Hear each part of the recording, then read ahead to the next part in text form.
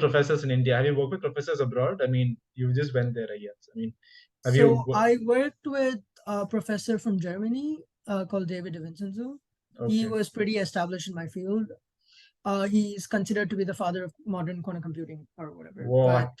Yeah. uh, yeah, but again, I would say I picked him because a few of my, like, I'd spoken to him at a conference at IDM and I really got good vibes from him.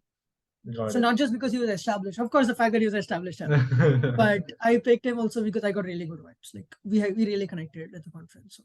Makes a lot of sense. I mean, this was during your undergrad or like just after you finished your undergrad? Like when was this PhD? It was in my third year, like the summer break after my third year. All right. That So that typically, that. if you're applying for a PhD or even a master's, your applications will be due by December of your final year. So Mm-hmm. you'll have to have your letters of recommendation lined up by the end of third year the summer break. All So right. typically, Yeah. it should be done by working with people, and you'll have your thesis professor or whatever. But yeah, Mm-hmm. you should have them lined up by September, October of Yeah. your final year. Yeah. So I Yeah. think then we'll just go through the timelines once. Can you just tell me like how when you should apply and when you should get ready by? I mean, the entire process. I Okay. mean, let's say you're just in the beginning of third year, and then if you're in the beginning of third year, like, what should you think about if you're Okay. planning on doing master? So say you're a third year student and you either want to do a master's or a PhD, then you first of all have to write GRE. Mm. So GRE is important for masters, but it's becoming increasingly less important for PhD applications. Mm-hmm. But you'll have to give GRE general, which is physics and math. I mean, sorry, English and math. Then there is a GRE subject that might be important for certain universities for PhD applications, but not for others. So Mm-hmm. look at it, like have a rough idea of which universities you're going to apply to early on itself. Like make a pool of 30, 40 universities and just, look if they, want GRE general, GRE subject or whatever, and plan your exams accordingly. Mm-hmm. Then you'll have to write one more English test, TOEFL, or there's something else I forgot what. IELTS. Mm-hmm. So you'll have to write these three exams. So typically, if you're well prepared, unlike me, you'll have to, write this. I mean, have this sorted by the end of your third year summer. Okay. All right. You'll have to have given these exams by then. Actually, Okay. GRE subject is very rare. I think it happens just twice a year. I'm not really sure. So apart from that, GRE general and TOEFL or IELTS, which you need for masters, should be done by your third year summer. Okay. All right. And you should then by September, I would say, you should have a rough idea of which professors you'll be approaching for a letter of recommendation. And you should let them know. I mean, would it be fine? Would you be willing to give me a good letter of recommendation? So some professors will explicitly tell you they will not give you a letter of recommendation. Some professors might tell you they won't be able to give you a very strong letter of recommendation. So if you contact them well in advance, you'll have a good idea of whether they'll be giving you a good letter of recommendation or not, and how many universities they'll recommend you to. So this is a very annoying trend where some professors will be like, "Hey, no, I'm not going to write so many. Fuck you. I'm just going to write 6 of them. Screw you. You Yeah. write the rest. I mean, I'm not writing anymore." Okay. Luckily for me, all my professors gave, like, I applied to 11 universities, I think, and they gave all 11. So they were very happy. Oh, wow. Yeah. So most professors are nice that way. But yeah, some people won't give too many. So you have to ask them in advance and get that sorted. Yeah, that makes By perfect sense. September end or October beginning, you should have, contacted these professors and, got, like, told them you're going to apply. Perfect. Then, then you should start writing your statement of purpose, which Mhm. is basically why you want to do a master's or why you want to do a PhD, what shaped your journey, etc., etc. So write your first draft and sort of finish it by October end if you're well prepared. Again, I was not. So I finished it kind of late. I was panicking. November, I mean, I went till November mid and stuff. All So right. All do right. that, have that. So like a first basic draft for it done. Then at Got the it. same time, you have to shortlist universities. Mm-hmm. So for masters, I mean, first and foremost, you'll have to look at ranking, strength of department, etc., etc. I'm not really sure, but there are a lot of other factors. I'm not pretty sure. But for PhD, first and foremost, your group matters. Not the university, not anything else. Even the department strength wouldn't matter so much. First and foremost, your professor, your guide, and your group matters. If he or she is not a good person, is not a good guide, you're screwed, because your relationship with that person determines the course of your PhD.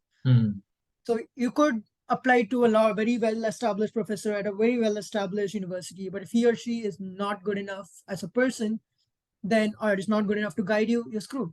So I know someone who actually tried to apply to all high-fi universities and got into one and is now actually struggling. I mean, not my batch, like a senior batch, who struggled to, sort of establish a relationship with a professor and got screwed basically.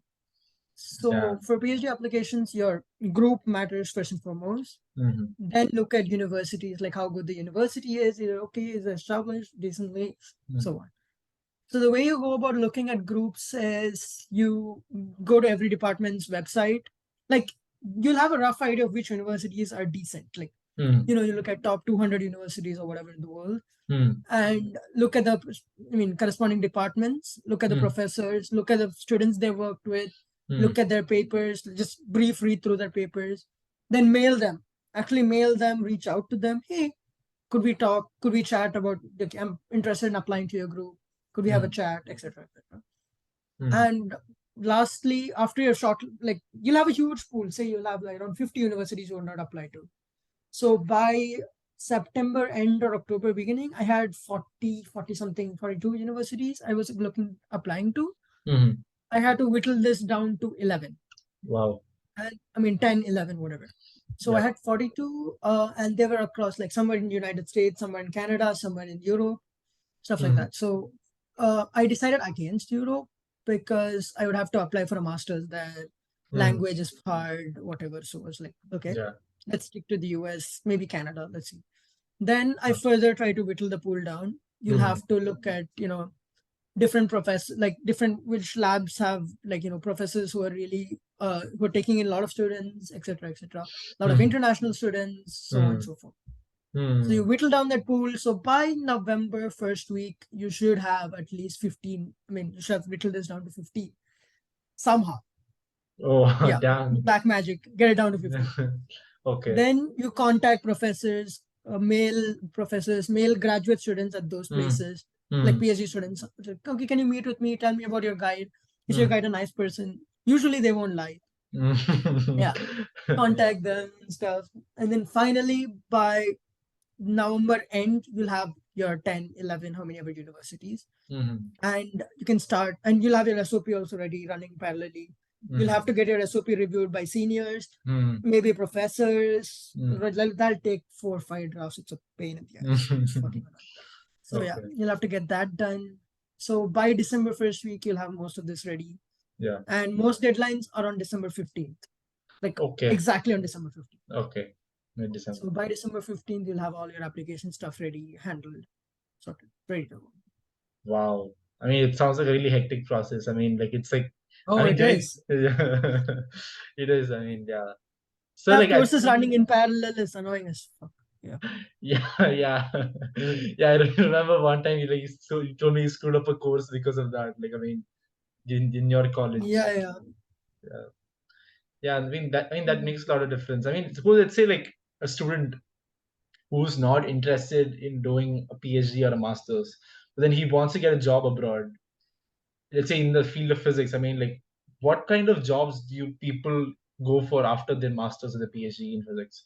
Like, what kind of roles do they choose? You're working in quantum physics, right? Are you, like? Yeah, quantum computing. Yeah, quantum computing. So what kind of roles do you guys go for? What do companies look for, and how do you prepare yourself for that? So you're saying someone is not interested for masters, or? Yeah. I'm talking from both sides, from person who's done the graduate program and then person who has not. You can talk it from undergraduate program. Okay. So various exit points. So let's just start. First, we'll talk about someone who is, just done BTech in engineering physics. So at the end of it, like I said, you have electrical engineering options. You can go for an electrical engineering core job. You can say, there are a lot of my friends who are working at Texas Instruments. Some people are working at Qualcomm, NVIDIA. You can go towards that side. Or you can go towards an IT job as usual. You have that option always available, whatever field you go to. Like, fuck it, bro, IT. Yeah. So you go to IT. Then third, you have consulting jobs, which I hate, but okay. PPT making, whatever that job is. Go towards consulting jobs. Yeah. That option is always there. you'll have to shape your profile towards that stuff. Like say you want to go towards IT, you'll have to do a lot of competitive coding or something. I don't know, but you'll have to do a lot of work. So by the end of your second year or something, you should have like a decent idea of what you're aiming at. So all these three options are there, or you can always go for finance, stuff like that. Okay.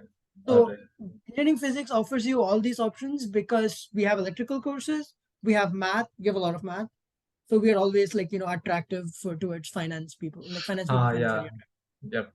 And like the math we do, it makes the math finance people do ridiculously easy. So it's fine. Okay. Yeah. So then IT, again, you'll have to work a lot harder to get into IT, but you can do it. You'll have to work towards that. Okay. So such stuff is always available. Then if you want to go for a physics job, so there are a few physics startups in India that are hiring like undergraduates. So fresh out of college, there are a few startups in Bangalore. So I interned at a startup in Bangalore called iLab. I have no clue. Okay, I don't know what they are called. I don't remember, but they're a good startup.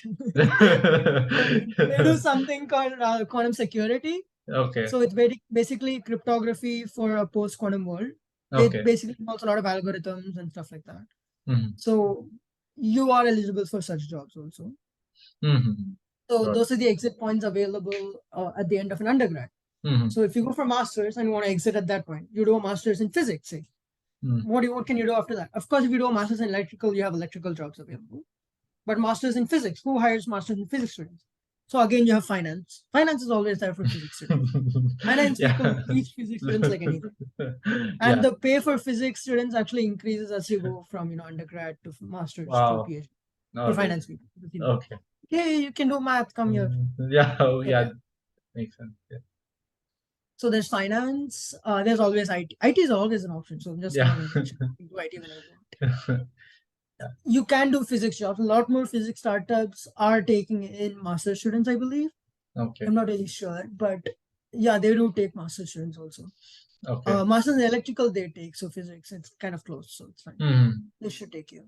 And at the end of a PhD, of course, you can either join academia, go as a professor, or you can join industry. Like literally, since I'm in quantum computing, I'm saying, like Google works in quantum computing.